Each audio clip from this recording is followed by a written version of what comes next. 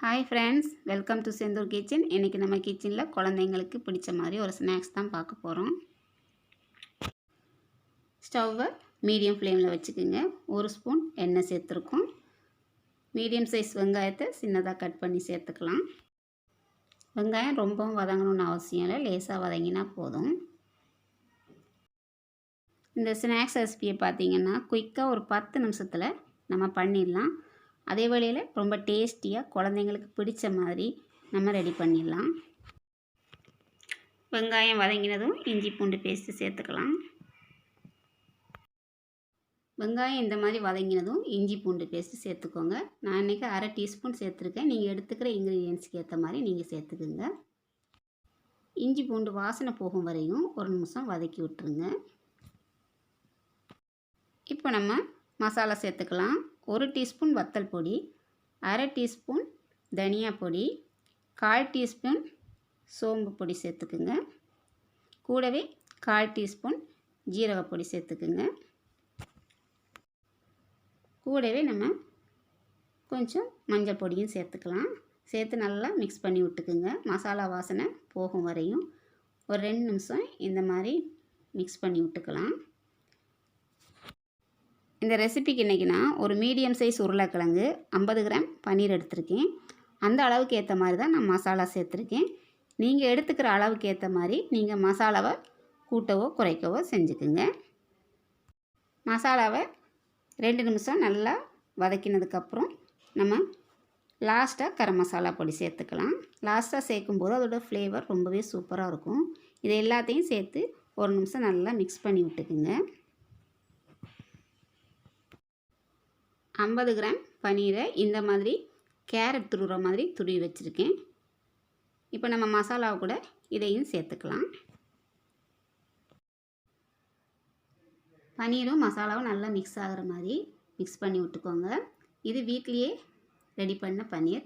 வீட்டில் ரெடி பண்ண பன்னீராக இருந்தால் ரொம்பவே நல்லது. இந்த மாதிரி மசாலாவும் பன்னீரும் நல்லா மிக்ஸ் ஆகிற மாதிரி 1 நிமிஷம் வதக்கி விட்டதுக்கப்புறம் நம்ம ஒரு மீடியம் சைஸ் உருளைக்கிழங்கு 4 விசில் வச்சு நல்லா மசிச்சு எடுத்துருக்கேன். அதையும் சேர்த்து நல்லா மிக்ஸ் பண்ணி விட்டுருங்க.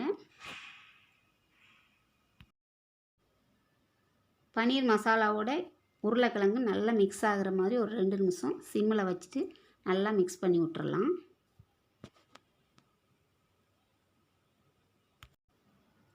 இந்த மாதிரி நல்லா மிக்ஸ் ஆனதுக்கப்புறம் இந்த மசாலாவுக்கு தேவையான உப்பை சேர்த்துக்குங்க.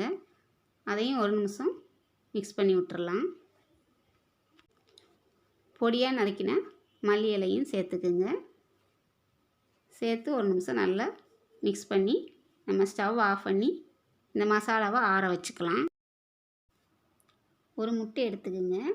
அது ஒரு ஸ்பூன் வச்சு நல்லா மிக்ஸ் பண்ணி விட்டுக்குங்க.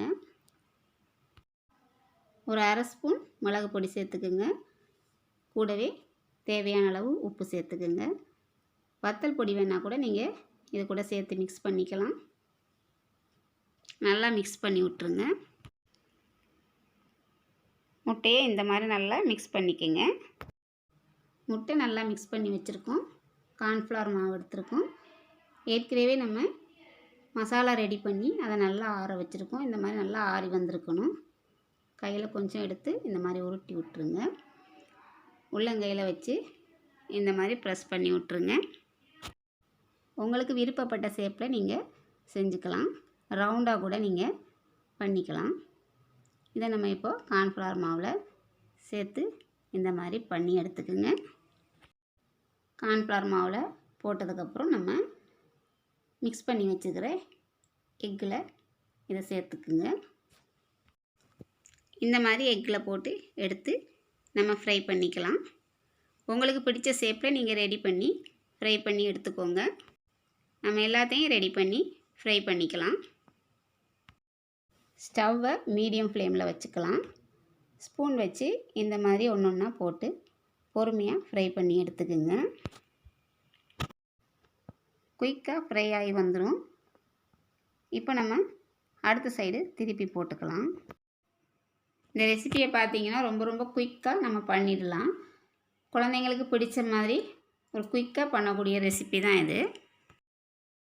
இந்த மாதிரி எல்லாத்தையும் திருப்பி விட்டதுக்கப்புறம் ஒரு 5 நிமிஷம் ஃப்ரை பண்ணிக்கலாம். இந்த மாதிரி பாருங்கள், நல்லா கலர் சேஞ்ச் ஆகி வந்துடுச்சு. இப்போ நம்மளோட ஸ்நாக்ஸ் ரெடி. இதை நீங்களும் உங்கள் வீட்டில் ஒரு தடவை ட்ரை பண்ணி பாருங்கள். உங்களோட கமெண்ட்ஸை சொல்லுங்கள், லைக் பண்ணுங்கள், ஷேர் பண்ணுங்கள். இது வரைக்கும் என்னோடய வீடியோவை பார்த்ததுக்கு ரொம்ப ரொம்ப நன்றி. வணக்கம்.